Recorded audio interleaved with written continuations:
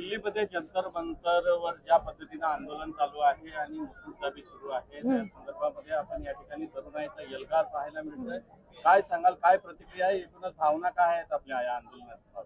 मी स्वर्गीय नारायण नागू पाटलांची नातसून आहे आणि त्यांनी खोटांना घालवलं आणि आज आम्ही या तरुणांच्या पाठीशी ठामपणे उभे आहोत.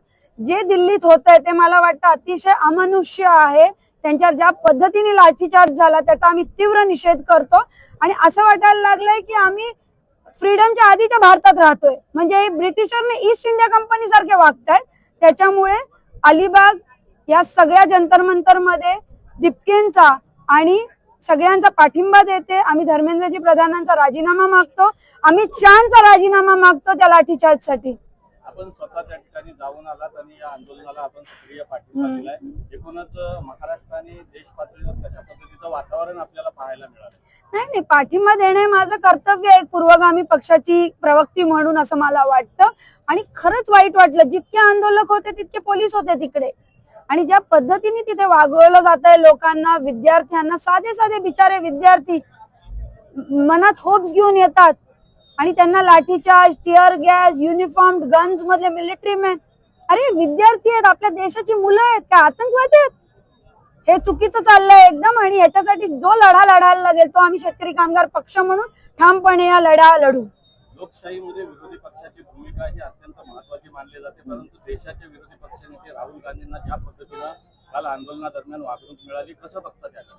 सर्वप्रथम तर विरोधी पक्ष नेत्यांच्या, सगळ्या पक्षीय नेत्यांचे मी मनापासून आभार मानते की ते ज्या पद्धतीने या सगळ्या विद्यार्थ्यांच्या पाठीशी उभे राहत आहेत. मग आपण डिंपल यादवांना बघतो विद्यार्थ्यांसोबत, आज काल आपण पाहिलं म्हणजे काय LOP म्हणजे लीडर ऑफ ऑपोजिशन हे किती मोठं पद आहे. आणि राहुलजींसारखे ज्यांच्या घराण्यांनी देशासाठी 3-3 बलिदान दिलेत त्यांच्याशी धक्काबुक्की पोलीस करत होते आणि ते संविधानिक पद्धतीने गेलेले. पहिले ते स्पीकरकडे गेले, त्यांनी स्पीकरकडे मागणी केली की हा विषय चर्चेला घ्या.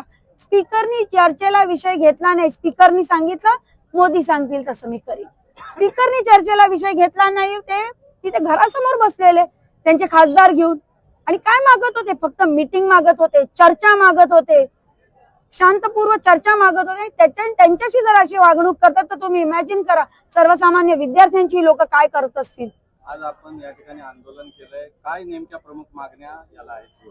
आम्ही हे आंदोलन या ठिकाणी अलिबागच्या भूमीत केलं, रायगडच्या भूमीत केलं, हे सांगायला की अलिबाग तालुक्याचा याला पाठिंबा आहे, शेतकरी कामगार पक्षाचा याला पाठिंबा आहे, टीम चित्रलेखा पाटीलचा याला पाठिंबा आहे, टीम चित्रलेखा पाटील फॉर एन्व्हायरमेंटचा पाठिंबा आहे आणि आमच्या विविध संघटना, विद्यार्थी संघटना असतील, आमची पूर्वगामी युवक संघटना असेल, आमची महिला आघाडी असेल, या सगळ्यांचा पाठिंबा दर्शवण्यासाठी, लढाईची तयारी दाखवण्यासाठी या ठिकाणी आम्ही मीटिंग घेतली.